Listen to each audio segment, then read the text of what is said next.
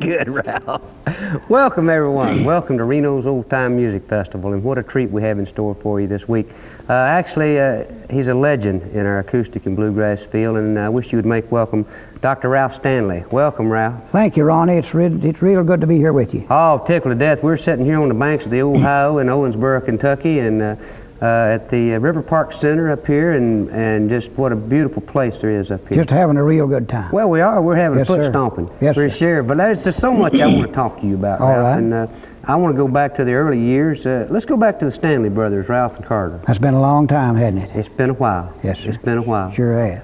Well, you and Carter started back in what year? We started in October 1946.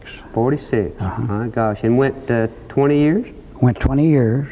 Carter passed away. Yeah. And then I carried on with the show since. Well, you've actually had two careers. You had a career as the Stanley Brothers. And Well, you might call it that. yeah. Oh, because you and Carter cut some classic. I mean, just that are with us today and will be with us forever.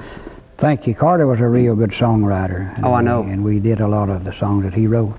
Yeah, boy. Yeah, boy. And I wanted to get into, with you and Carter, the high lonesome sound of the Stanley Brothers. Actually, you're singing in a minors. That's what you're actually singing with your. Well, I guess you might call it that.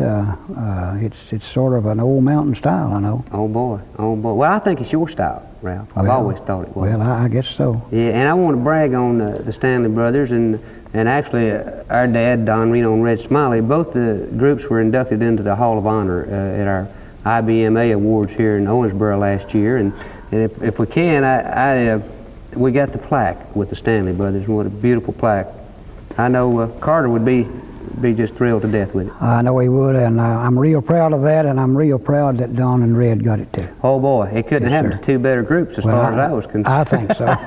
Well, actually, that's the way it went. Yeah. Down through the years, it was always Reno and Smiley and the Stanley Brothers were started together in their popularity and the trends that they set. Spent a lot of time together and always got along fine and done good with each other. Well, you was telling me a thing today, and I really didn't know that you were there. There's the old story of Earl Scruggs and Don Reno swapping banjos. I was right in the studio at WCYB in Bristol, Virginia, Tennessee, when they swapped, and I know your dad, Don, gave Earl a Martin guitar and a banjo that he had for the banjo that Earl had. My gosh. I was right there. Well, that banjo was actually the banjo that cut Foggy Mountain Breakdown. Yes, sir, it sure was. Mm-hmm. And it was also the banjo that cut Dueling Banjos. So Yeah, is that right? yes, it Yeah, was. I didn't know that, It yeah. sort of had brought on some fame of its own, I would say. Oh, that's a fine banjo.